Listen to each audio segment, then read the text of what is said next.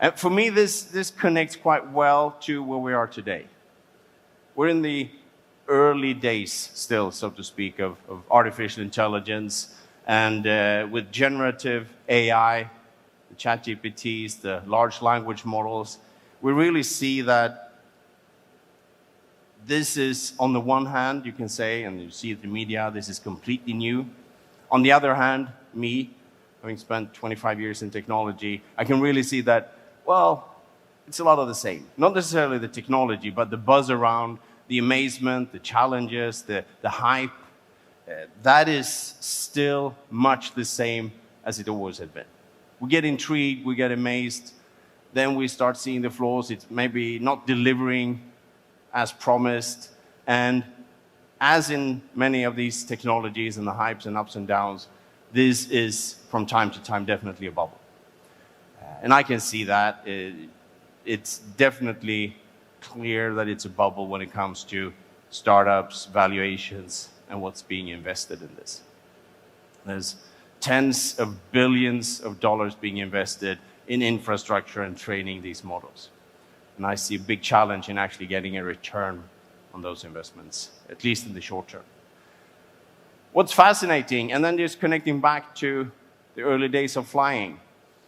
I mean, the Wright brothers, they were trying and trying and trying, and people have been trying to fly for many, many years before they managed. And many people were doing it, trying to mimic birds, mimic nature, and that didn't work. So what the Wright brothers did was that they instead worked with kites and got inspiration from kites, transferred that to actual flying machines, meaning that you took another direction in trying to solve a technical challenge. And it's the same here with generative AI. What OpenAI and the other companies are doing is that they don't copy the human brain. These large language models are not intelligent as we define it, definitely not intelligent. And they are instead enormous statistical models working with predictability and just teaching them by using books, letters, words, whatever it is that you find online and offline. You combine that with images and videos, and you actually try to teach all these models and bring in so much content as you possibly can. You borrow content from the internet, for example, or as most of us would call it, stealing. And that's one of the great challenges with this. How do we see the copyright around these things? It is definitely a challenge.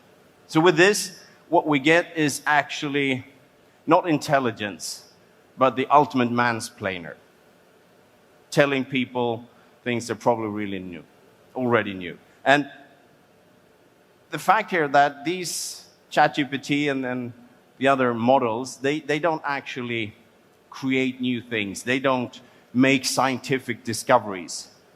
They recycle ideas. They use old material, reiterate it, and give you something that's supposedly new, but actually only a recycling. And these models, they are hallucinating, they are bad at math, although that is improving. They are biased, depending on what the material that they are trained on, and they are energy consuming, to say the least.